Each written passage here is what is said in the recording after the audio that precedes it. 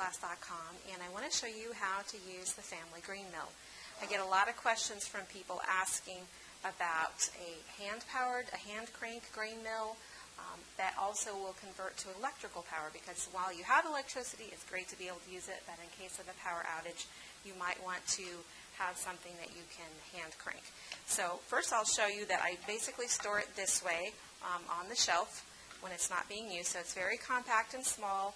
And if you are going to use the hand crank unit, then this handle just pulls out easily, and this unclamps here with just a regular C-clamp. So you just unscrew it, and then it will store fairly flat. So I'm going to go ahead and assemble it. This is the funnel or the hopper. This is where you're going to pour the grain into, and I'm just going to attach it to the hand crank unit. And now we do need to provide our own bowl. This is a little different than the Nutrimill and some of the other impact electrical mills that you'll see because it doesn't have its own bowl.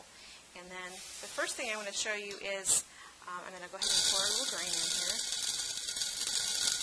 The first thing I want to show you is how it cracks grain for cereal. So the nice thing about this is you do get a wide range of adjustments, and the way you adjust it is just by turning this little screw here.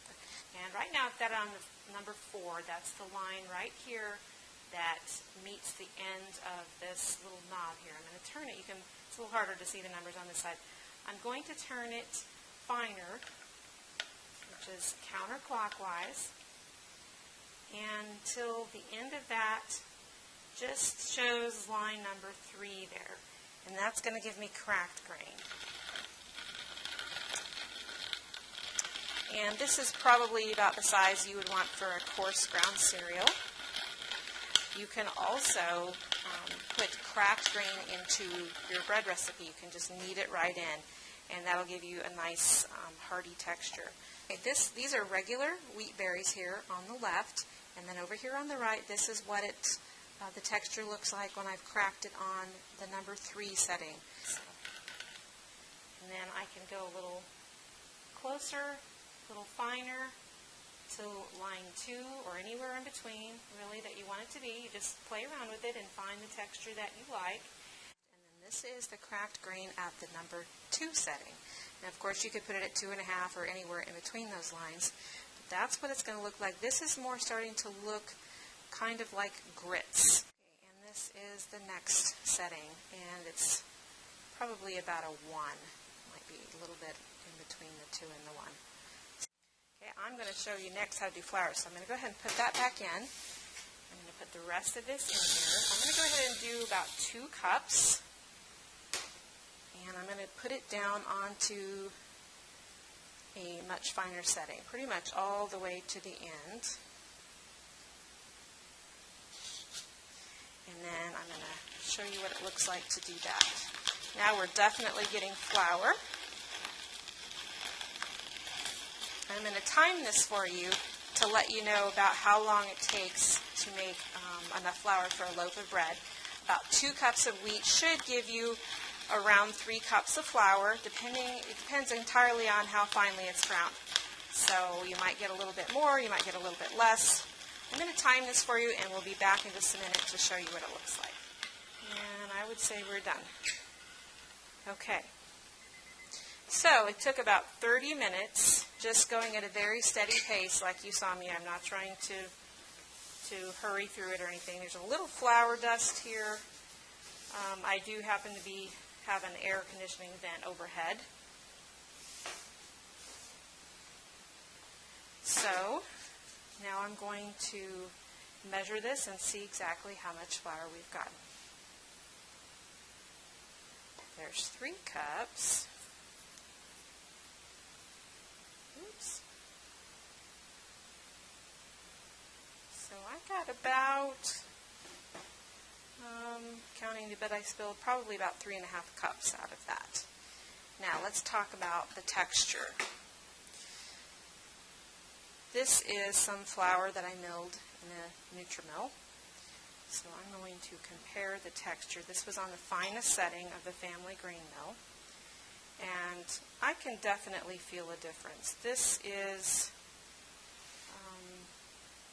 what's come out of the family grain mill is more coarse. I have heard a lot of people say that they will grind it twice to get a finer flour. Of course, the second time isn't going to take nearly as long as the first time, and I'll show you in just a minute because it's not got nearly as much work to do.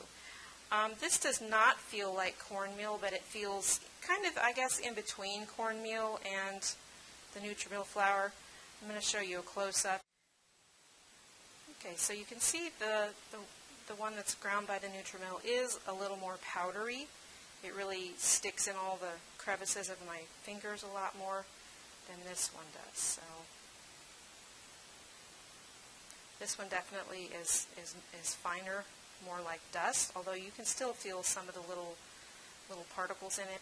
But this hand looks like it's more like regular white flour covered in flour, and this doesn't really go into the lines of my hands, my fingerprints, as much as this one does. So I hope that gives you some indication.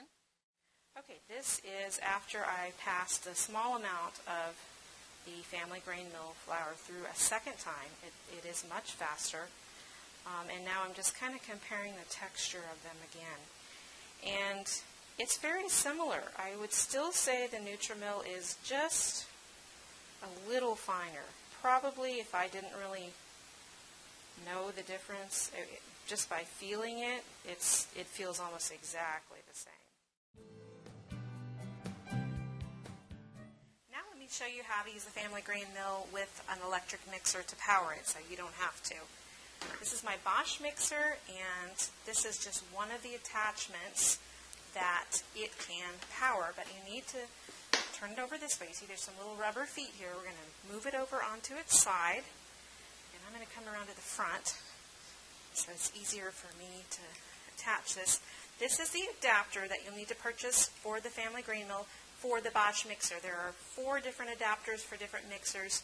There's one for the Bosch Universal, the Bosch Compact, which is the smaller one.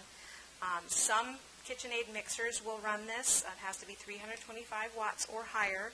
And then there's another one for the Viking mixer. So you need to make sure you have the proper adapter for your mixer. So the first thing I'm going to do is place the adapter onto the drive shaft of the Bosch. Okay, so it's on there, and then this is a little locking lever that holds it in place. And you press that down. Now I'm going to remove the milling head from the hand crank unit, and I'm going to attach it to the adapter, which is attached to the Bosch, and you hear it lock in place.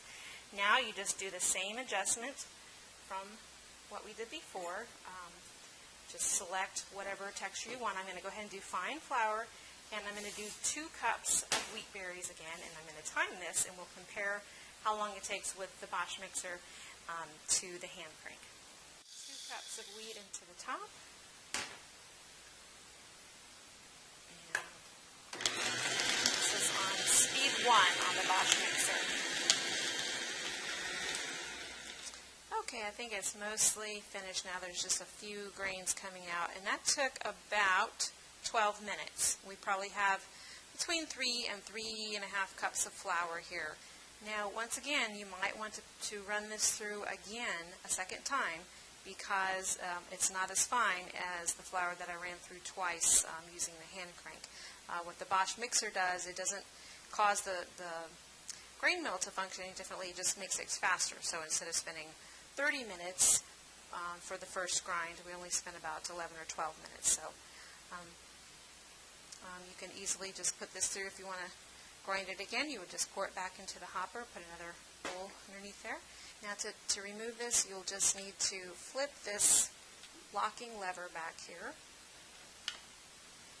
and press the red button.